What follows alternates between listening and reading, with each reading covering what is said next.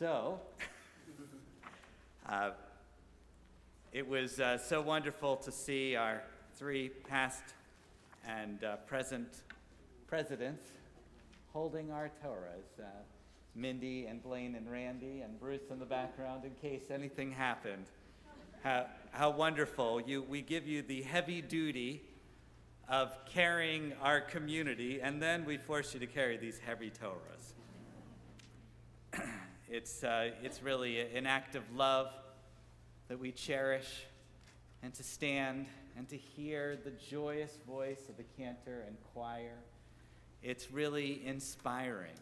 Looking out at you and seeing the people that I love most in this world, with the exception of my family. It's really inspiring.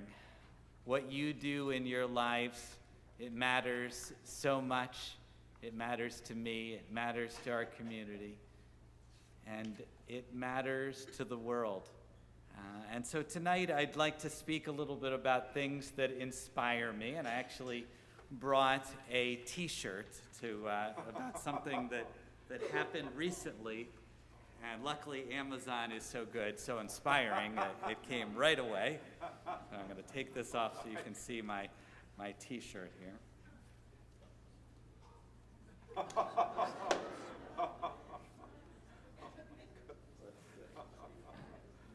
probably can't see it in the back there.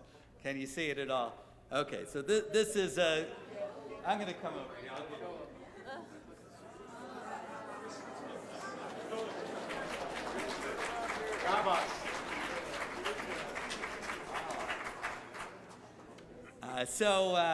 When then 15-year-old Greta Thunberg started protesting in August of 2018 in front of the Swedish Parliament building every single Friday in the name of climate justice, it was clear something in the world had changed. How many of you noticed back then when she was out there?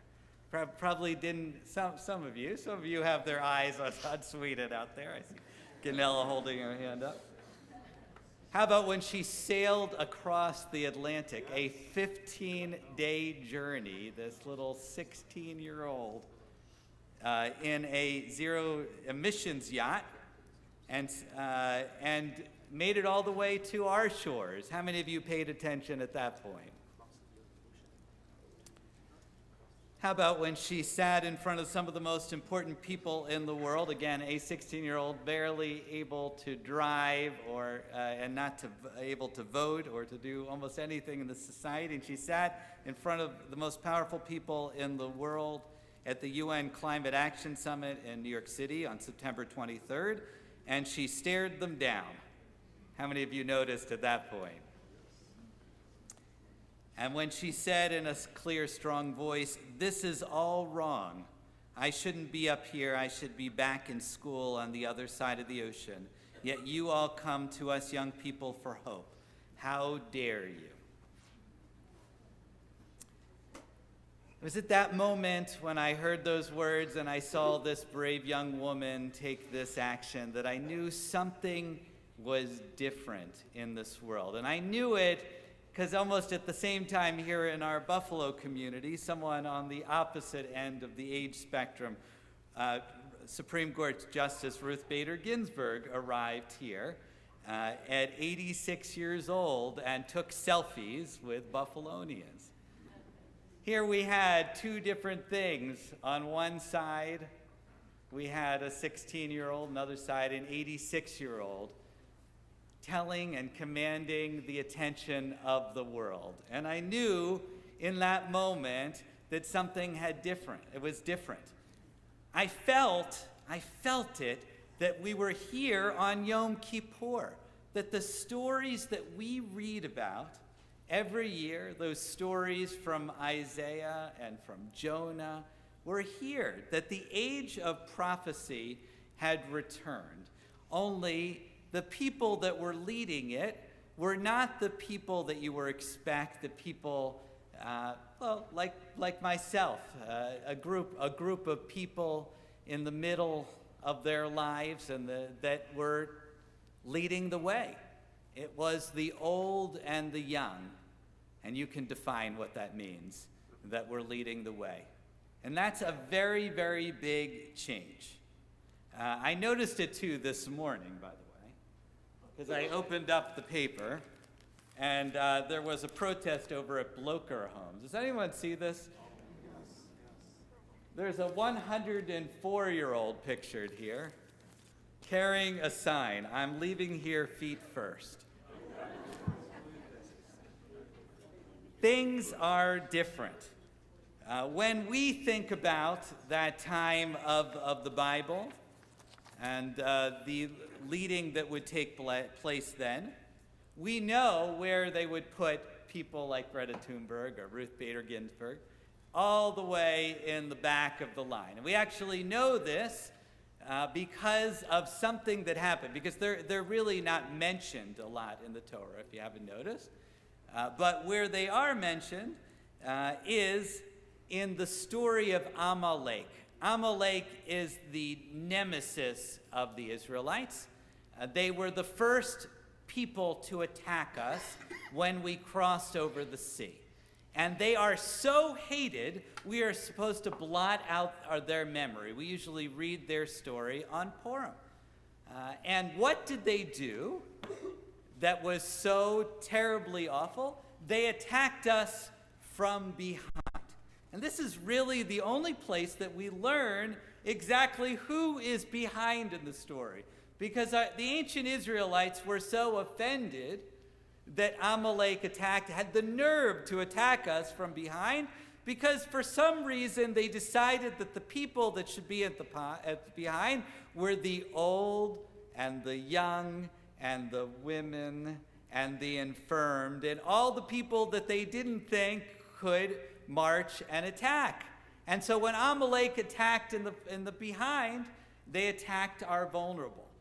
Well, all these years, I never really thought about this. I just took the assumption that of course they would be in behind, they would have fallen behind. But if they felt that way, why didn't they protect them? And why didn't they think that they could have a role in the community? So at this point, here in the year 2019, I know for sure that things are changing, and that Amalek wouldn't be necessarily so wise to attack our rear flank.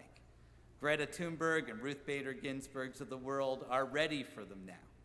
I have seen this transformation not only on a global stage, but right here in our community, and it is incredibly inspiring.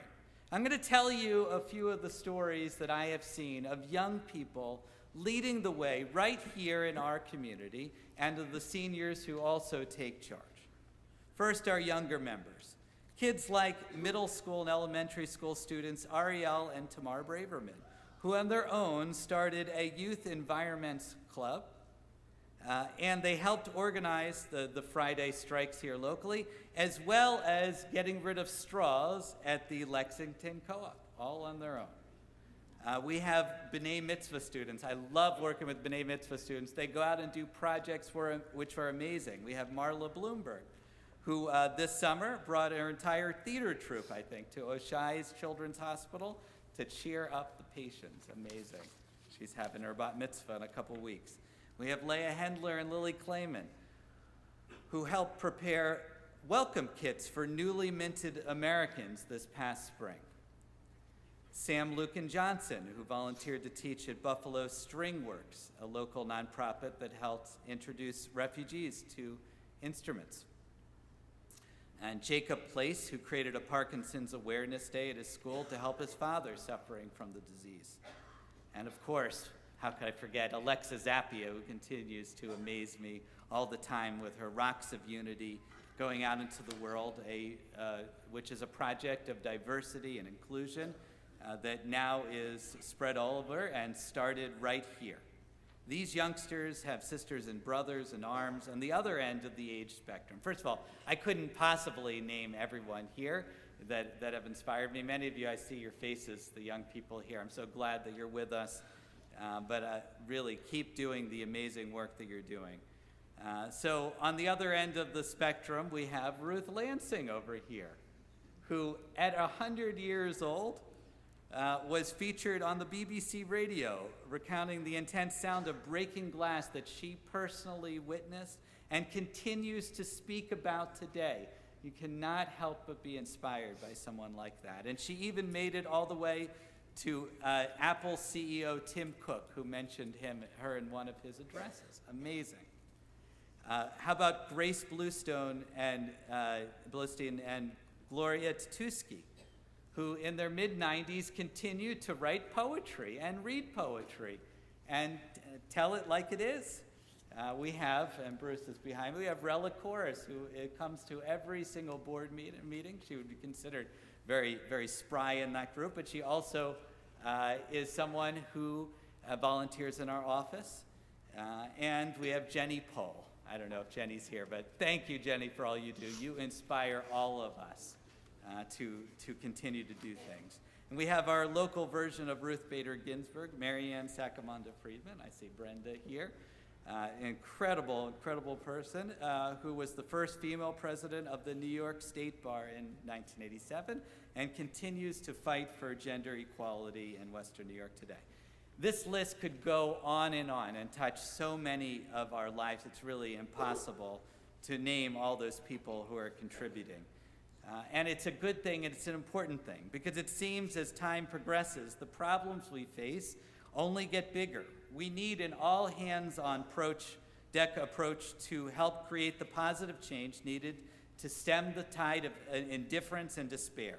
At the Red Sea, the rabbis tell us that as time stood still and the Israelites stood between Pharaoh and the Red Sea, that a man named Nachshon stepped forward.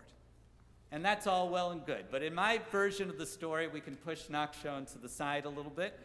And we can have Miriam and the women and the children and the young and the old and the infirmed and the healthy who dance their way to freedom. Isn't that so much more inspiring? We need not travel on a yacht for 15 days across the sea or single-handedly break the gender barrier on the Supreme Court to make a difference. We each, in our own way, in our own capacity, can do the small things necessary to make big change possible. Our tradition teaches just simple acts of chesed, loving kindness, and that's what we're supposed to remember today, like visiting the sick, welcoming the stranger, and comforting the bereaved can go a long, long way. And to these I will add the lessons that we often teach our children, but forget when we're adults. We say, thank you, and I'm sorry, and I forgive you, and I love you. Little actions go a long way. You may have noticed something. How many of you noticed that you had something on your leaflet? Did anyone look at your leaflet? Do you have a leaflet?